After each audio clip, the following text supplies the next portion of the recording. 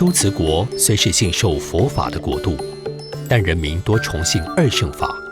当地颇受人们尊敬与爱戴的一位法师木叉菊多，推崇俱舍论等二圣论点，贬义毁谤大圣根本论与伽师地论为邪论。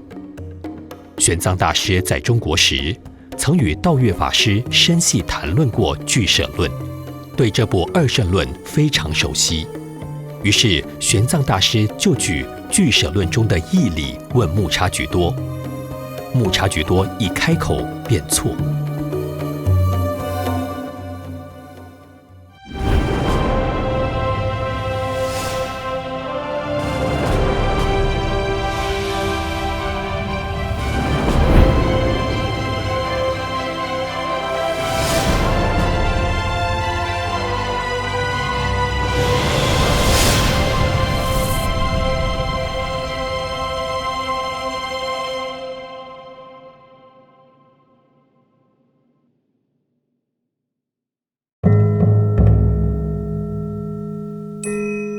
木叉菊多对于玄奘大师所问俱舍论中的义理虽未能回答，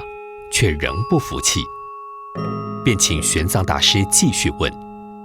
玄奘大师想摄受木叉菊多归敬大圣，于是再举问多处，木叉菊多完全无法回应。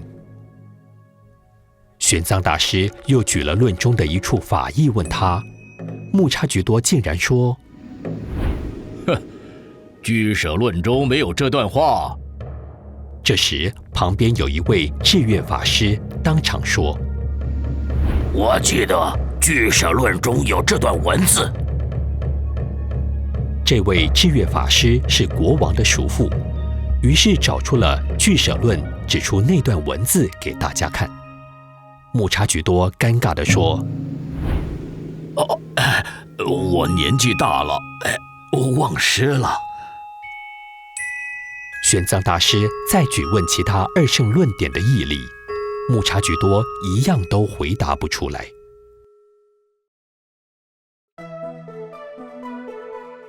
当时因灵山积雪封路，无法西行，在秋瓷停留了2个多月，玄奘大师便每天来找木叉菊多论法。后来木叉菊多不再傲慢，都是站着或随侧于旁，态度极为恭敬。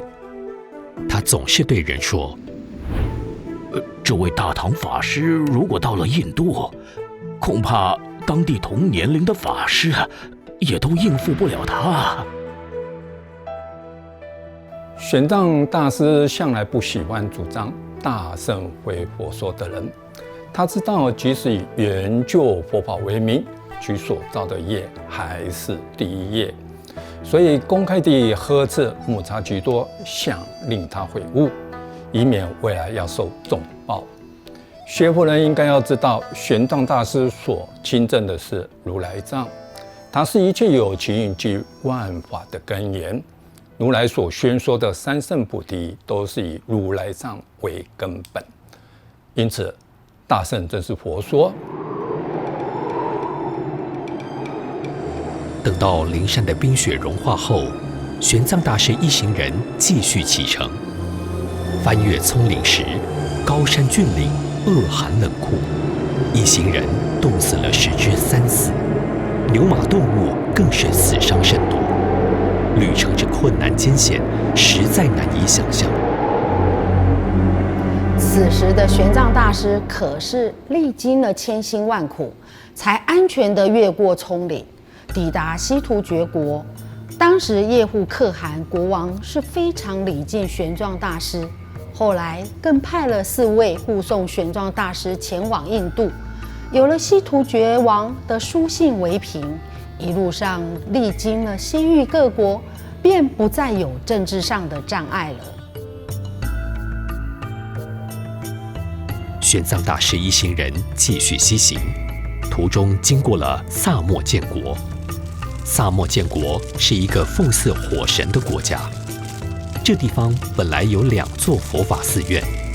后来因为拜火教兴盛，寺院就没落了。玄奘大师在此以智慧善巧方便，讲述佛法。国王因此对佛法升起了正信，而求受斋戒。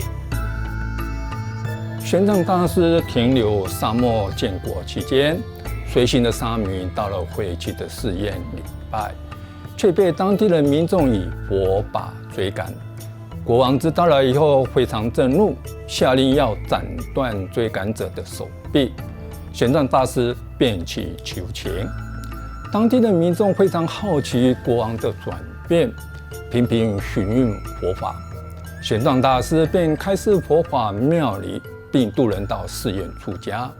佛法文化便在这个国家浴火重生了。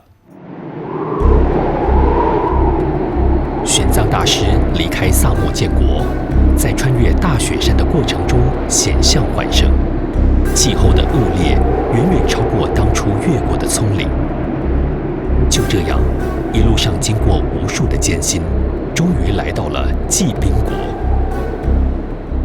玄奘大师来到稷宾国，国王率领群臣以及僧众迎接，把他奉为上宾。稷宾国里有位僧琛法师远近驰名，玄奘大师就向僧琛法师咨问佛法义理，并劝请僧琛法师应该要公开宣演妙法。僧琛法师爱惜人才，便不顾自身已经将近70岁的年纪，早中晚30开演妙法，将毕生所学倾囊相授。玄奘大师又每能叩问其中，幽引一指。僧琛法师更是欢喜赞扬玄奘大师的智慧，如同吴卓和世亲大师一样不可思议。在到达那烂陀寺之前，玄奘大师沿途寻访许多的法师，不论是大圣或二圣的佛法，只要是能显明义理的法师，他都一一参访就学。旅途中，玄奘大师接触了护法大师所写的《广百论释》，主要是阐释提婆大师所著的400论中的100论，也就是中国所传的百论的真正义理。中国当时的三论中，严重误会了百论所说的空义。玄奘大师很清楚知道，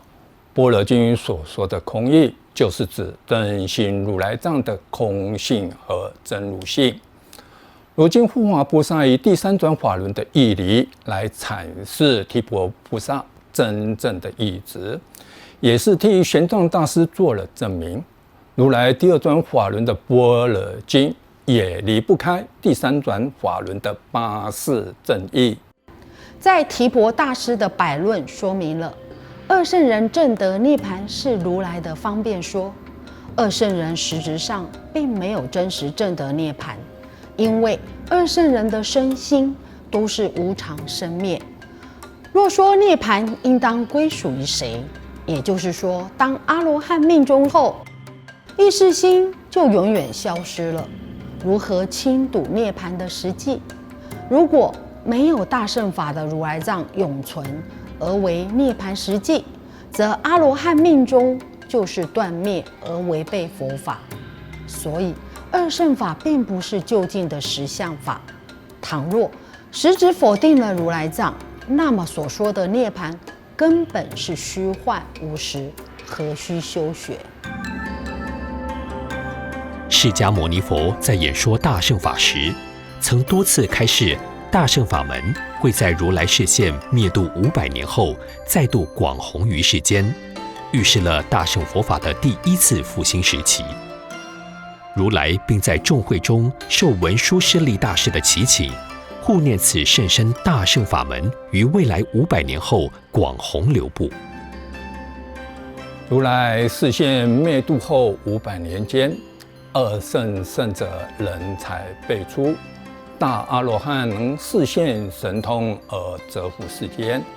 但是大乘法的实证仅有少数人在弘传。等到500年过去了，大阿罗汉大都已经入灭了，二圣人的根性也变差了，即使有正果，大多数也没有神通。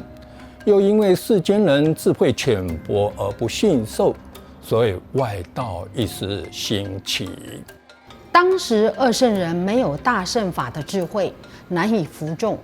于是文殊师利大士率领众多菩萨开始广弘大乘法。第一次佛法的复兴运动时期，有马明大师、龙树大师、提婆大师、无着大师、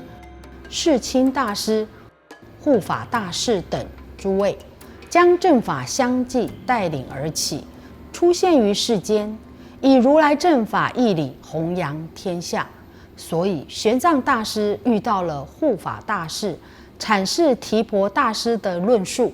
才会有与我心有戚戚焉的感触。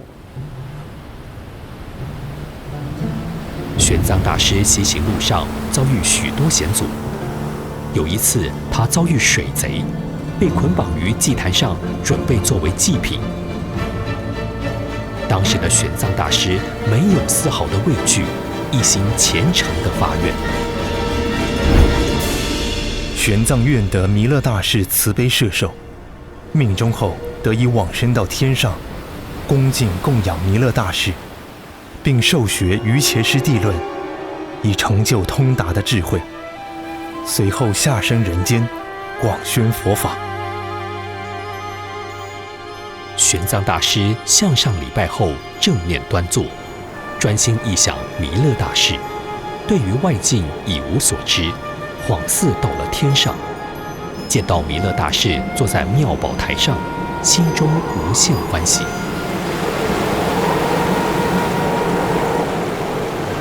与此同时，人间狂风大作，水贼的船只被吹到翻覆，水贼们不禁心生恐惧，于是高声问：要被活祭的这个人到底是谁？这是中国的高僧来求取佛经，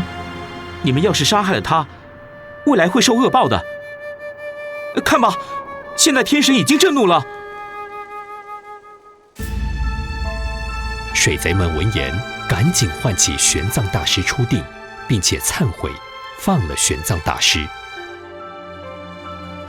玄奘大师就告诉他们，杀人、强盗、杀生、祭祀等，都是造作恶业的行为，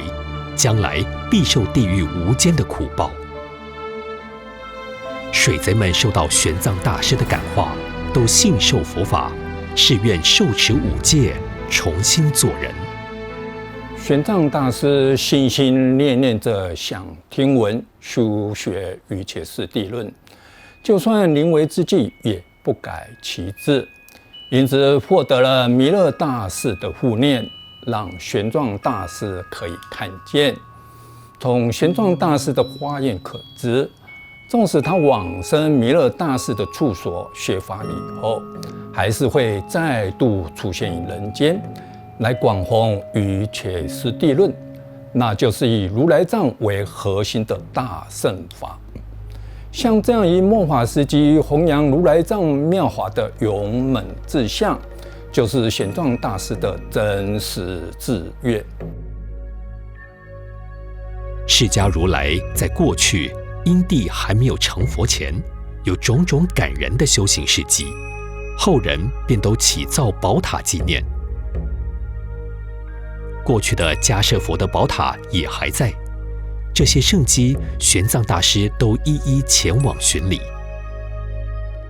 大乘法是如来亲口宣说，玄奘大师刚好借这个机会巡礼圣迹，来培养同行大众的善根，也借这个因缘教化大众，告诉大众说佛菩萨真实存在，威德不可思议，应该要相信如来第三转法轮的唯是妙义，是至高无上的妙理，应该要信受宇宙世间山河大地都是共业有情的如来藏所共同变现的，应该要依佛陀的教导次第修行，千万不要因为没有亲身经历佛事而对佛产生任何怀疑。对于佛经中提到有人毁谤佛法而生生堕入地狱的故事，玄奘大师也寻访这些造恶者身亡之处，发现都有个很深的大坑穴。其中，玄奘大师也游历了无垢有论师在死后下堕地狱所留下的大坑穴。众贤论师对于释经大师驳斥了他的宗派，心怀不满，于是造论反驳，但随即生了重病。他知道这是亲近圣贤的报应，于是写信请弟子去向释经大师忏悔，但仍然年纪轻轻的就过世了。当时无垢有论师非常同情众贤论师英年早逝，因而迁怒于释经大师，又因释经大师弘扬大乘，无垢有论师就发誓要灭除大乘法。没想到发了恶愿后，不久就死了，当地还留有个大坑穴。有位阿罗汉经过当地，就说：“可惜啊，这位论师毁坏佛法，现在已经在无间地狱了。”这些坑洞是感应众生毁谤佛法的恶业而出现的。当他堕落坑穴而死去的时候，立即在地狱出生，并非坑穴通往地狱。玄奘大师利用这个因缘来教化大众，不要毁谤佛法，要知道否定如来常住、否定如来藏、否定明心见性的大圣贤圣僧，都是地狱业。印度有许多供奉佛陀诸大弟子和大菩萨的舍利宝塔，玄奘大师也都一一前往巡礼。诸佛菩萨都曾真实且活生生地出现在人间，他们将舍利子留在人间作为证明，让世人可以升起信心。佛法是诸佛究竟亲证生命实相所发起的无上智慧，人人都可以证得。因为每位众生都有独一无二的如来藏，它无始劫以来就不断地绽放光明，有慧眼者即可看见。印度留有许多佛法文化的圣迹，如佛陀上升到天上为母亲摩耶夫人说法后返回人间的圣迹，常常居住说法的舍卫国祇树给孤独园，示现诞生的蓝毗尼园，示现灭度的居士那城的梭罗双树园，初转法轮教导五比丘的鹿野苑，以及示现树下成佛的菩提伽亚，玄奘大师都一一前往朝礼。诸佛示现人间，皆顺孝道。释迦牟尼佛降生为太子，在出家前，先夜访父王，表明出家意愿。等到成佛后，也不忘回国对父王说法，乃至父王过世时，如来想要亲自抬棺以弘扬孝道。如来的母亲早就过世升天，但是如来还是到天界为母亲说法。当玄奘大师来到释迦如来示现成佛的菩提树下礼拜时，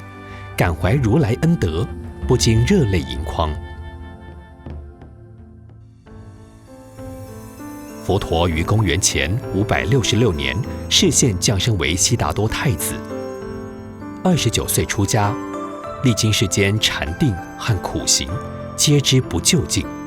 于是坐此树下，明心见性，成就佛道。接着说法49年，广度人天，于公元前486年示现灭度，世寿80。当玄奘大师游历到此，离那烂陀寺已不到100公里的路程了。那烂陀寺是中印度佛法的最高学府和学术中心，学风鼎盛，僧众多达10000人，每天有100多座的课程提供大众修学，更有多达900万卷的藏书。它是玄奘大师西行取经的主要目的地。当时那烂陀寺的住持是戒贤论师，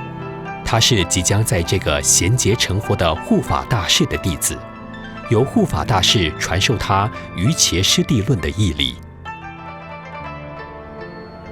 玄奘大师进入印度以后，很快找到瑜伽师地论，确认真谛三藏的第9世之说是自己的创建，完全违背佛法。有玄奘大师领悟力超凡，只要给予时间阅读瑜伽师地论，即使没有戒贤论师的教导，也能恢复往世的智慧正量。入那烂陀寺以前，玄奘大师已知论中的大义，并恢复往世大部分的智慧，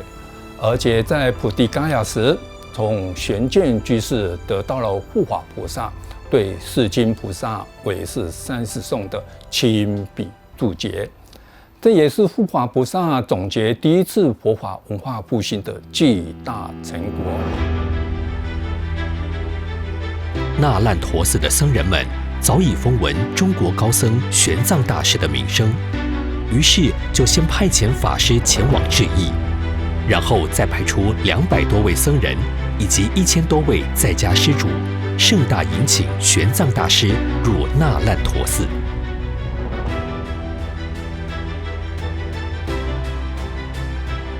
进入寺院后，玄奘大师以古印度拜师礼仪，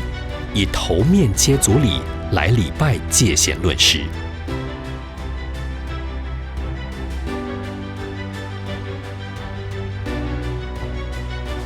玄奘大师历经了重重险阻与危难，终于抵达了那烂陀寺。当戒贤论师见到从东土大唐来的玄奘大师时，为何会潸然泪下？玄奘大师与戒贤论师以及那烂陀寺之间究竟有着什么样的因缘呢？